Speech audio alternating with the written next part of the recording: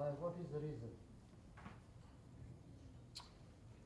Thanks very much, David. We had hoped to have a bit of time for conversation together before 12:30.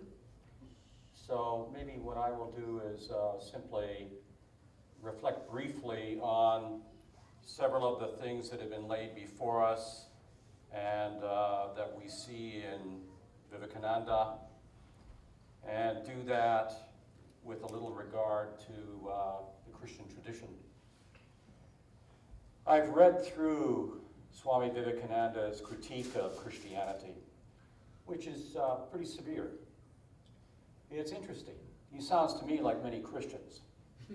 They're very critical of the moment that they, in time when they've experienced Christian institutions, but the more critical they are of that, the more generous they are towards Jesus Christ. One of the great scholars of Christian ideas in the 20th century has pointed out that in the 20th century, the church, the Christian church, has become increasingly less significant, and the interest in Jesus Christ increasingly greater. So Vivekananda, of course, being born in India, had to take on the whole colonial picture, but he also tended to see Christianity in the way in which, I guess, it was present in his immediate surroundings.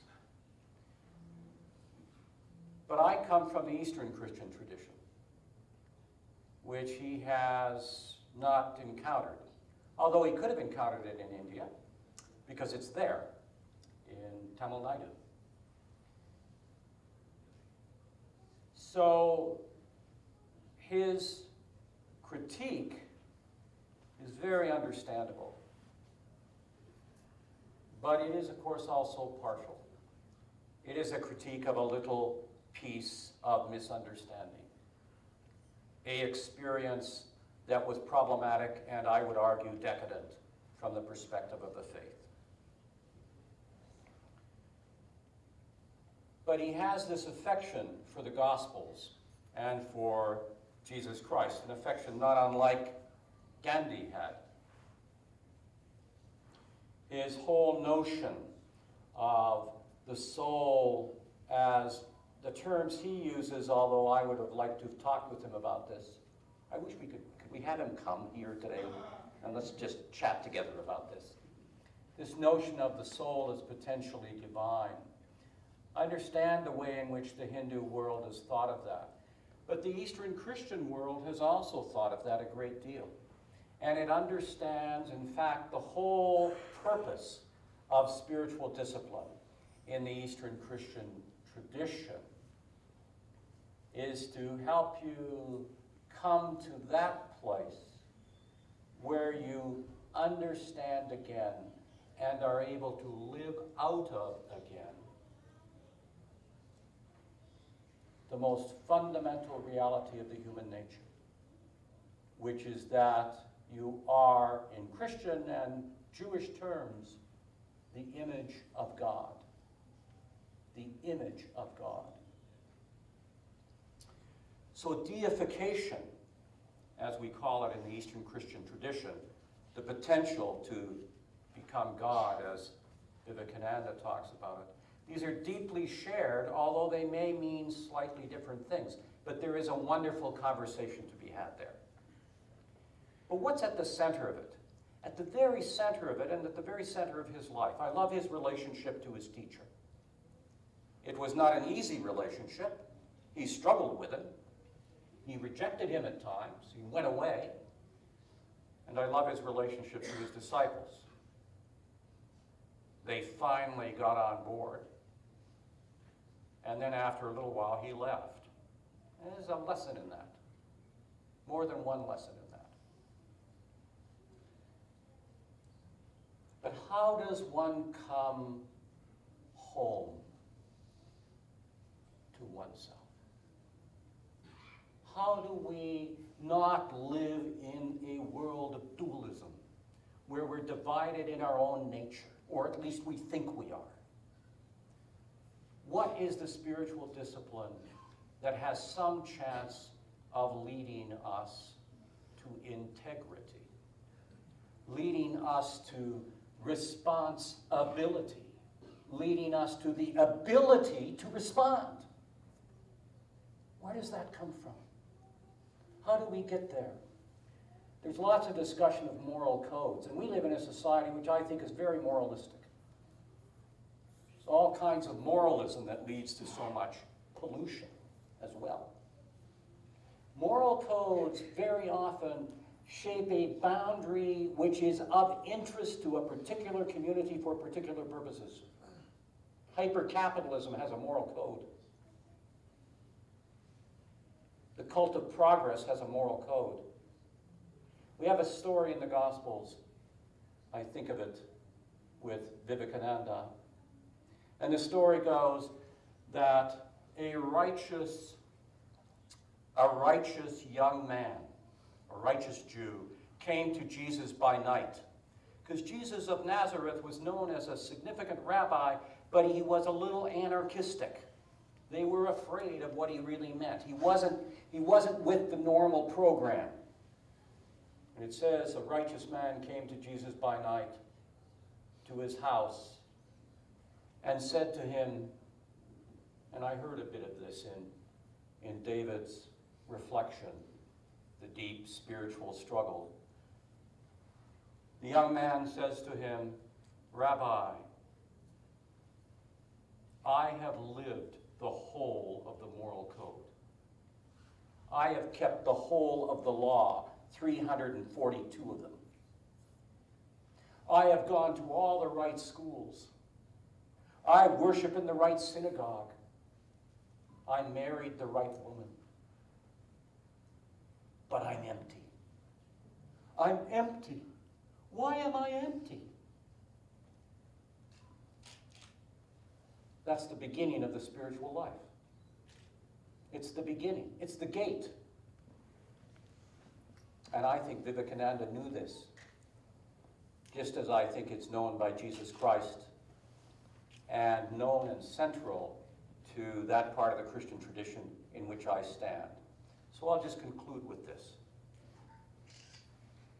What Vivekananda is calling for, to whatever degree I have glimpsed this, is asceticism. In Greek, we call it ascesis. In Hinduism, it's the period of the sannyasi. What is that? Well, it's coming to that place where instead of acquiring, you develop the gift of letting go. You develop the gift of emptying. 90% of the spiritual life is letting go of fear and desire. Letting go of fear and desire. But how to do it? And the pathway, certainly the pathway to love, which he saw as absolutely what human life is, and what our Jain friends have helped us understand what all of life is. But we don't see it, and we don't dwell there. And yet it is our most basic nature. So one of the wonderful things about Vivekananda with his disciples is he is drawing them into a community where the disciplines, cultivating the discipline to let go of our fear and desire. Why? So we can awaken to the world. So we can be present to the wonder of the world. And be able to respond, to have that ability to respond to the other, to those that are different, with compassion and regard and empathy and attentiveness. So I welcome the chance again that you gave me to think about this marvelous saint. Do we have anytime. For it.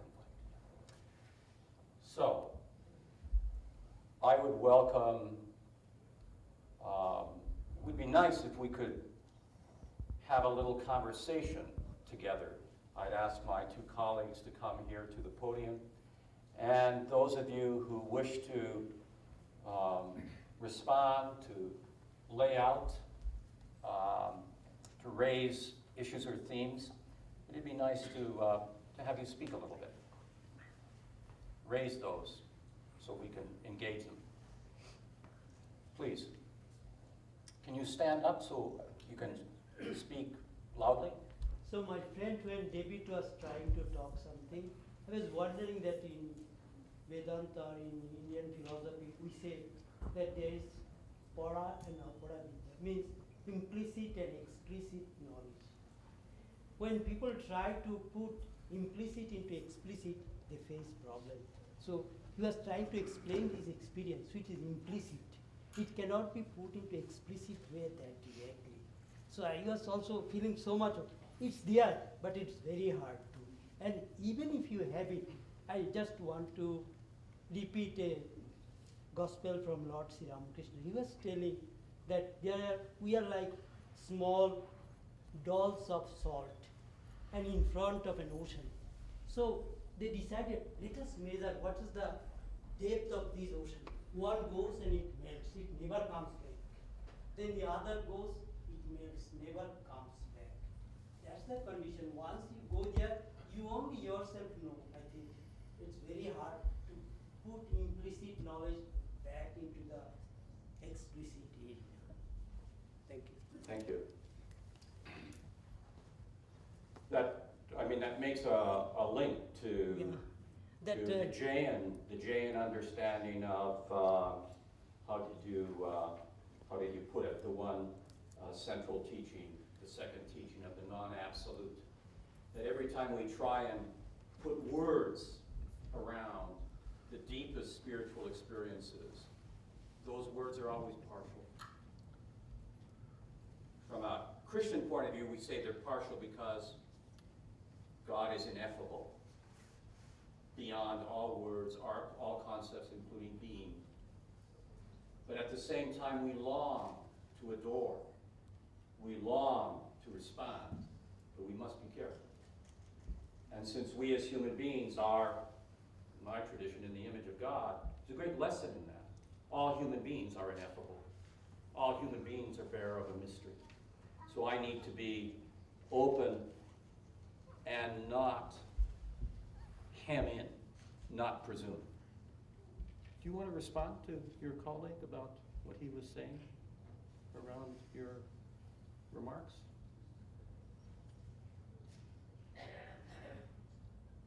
How would we form a question out of what he said? Right? He's my friend, and I've seen many people. Closer to the mic.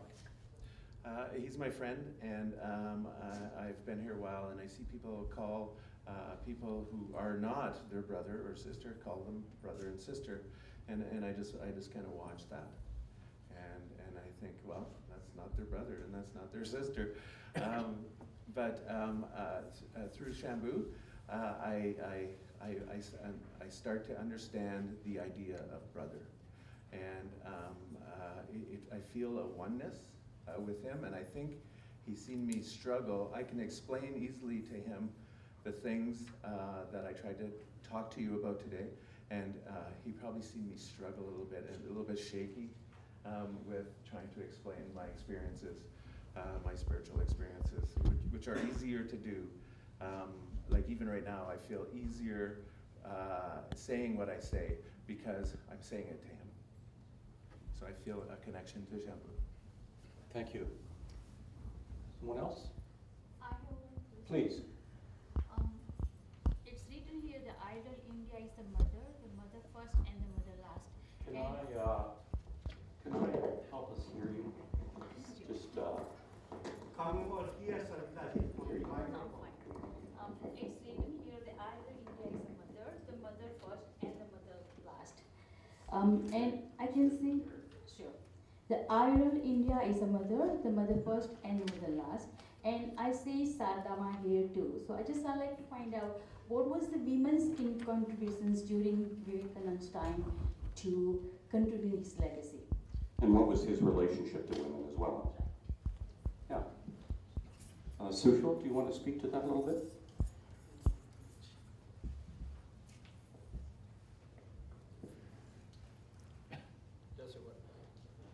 Just one, two, three.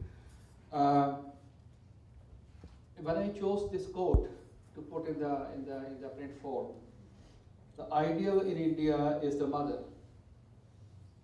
Mother first and the mother last.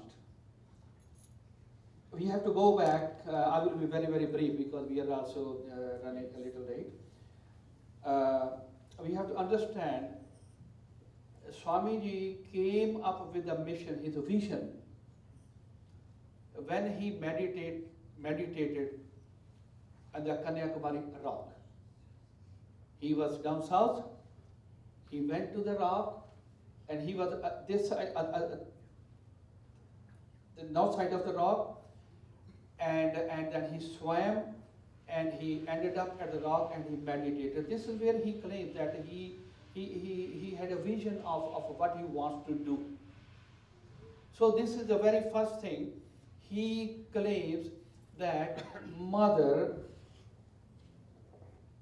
is the ideal. And we have to also understand that his spiritual development took under the patronage of Thakur Ramakrishna Paramahansa, who was the Divine Mother's worshipper. But also, Swamiji also had membership and used to attend Brahma Samaj association. So he believed in a Nirakar, God, no shape and no form. So his development, what is he ended up in the summed up is as a mother. Yeah, you know, I mean, we a lot of times we have learned, lot of time we have experienced that it is the mother who makes the family, and that mother is the university for the children to grow, and the mother is the one who teaches the spiritual values and knowledge. That's all Swami is saying. There's no mystery about it. There's no mystery about it. That's why he says the mother is first, because this is where your development as a moral values, the spiritual values, and any values which starts with the teachings of a mother in the family. That's all I can say. Thank you. I have one little footnote to that, if I may. I read a little piece where he reflects on the Holy Virgin Mary, the mother of Jesus Christ, and where he talks about the inadequacy of at least the Christians that he knew in their understanding of it. But what I read in that piece is this, Sushil, and I'd be particularly interested in your response to this. In my little part of the Christian tradition, we see Mary as the icon, the image of the human vocation. All human beings, men and women alike, all human beings have the fundamental gift, vocational gift, of giving birth to divine love in the world. So she is the great image of this vocation, and it's a vocation for all of us. Now the problem is, in Christian communities, in India, all over the place in our society, we have had a terrible habit of turning women into mothers, not as mothers, but simply as the occasion for babies to come into the world. And this is something that needs to be gotten through and gotten over. So it is not, in my tradition, the notion of motherhood is as much mine as it is yours. I am called to give birth to divine love in the world. Do you want to respond to Sushil Maurice's a little more? No, this is fine. I just wanted to know that, and I wanted to find it out what was the women's contributions to carry on this legacy. And I haven't read many of the books like that, and it seems like you guys have. And this is the Vivekananda thing, so I just wanted to know what was the women contribution in that era. For the legacy. Legacies. Right. I can cite 1, 2 examples. Please do. The one that when he was coming to, when Vivekananda was coming to US for the first time,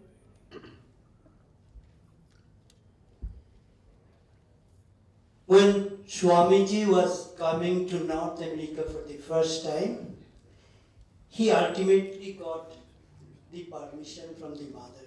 He always did whatever missionary works he adopted. He called Mother Sharada as the Supreme Court.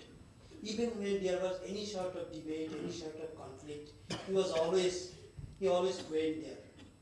Without Mother, and once he tried to sell the Belur Math, the central mission, the head office of Ramakrishna Mission, when there was some famine, he wanted to sell it to give service to the poor people or to the afflicted people. Mother told, no, you have just sacrificed it in my name, you cannot sell it.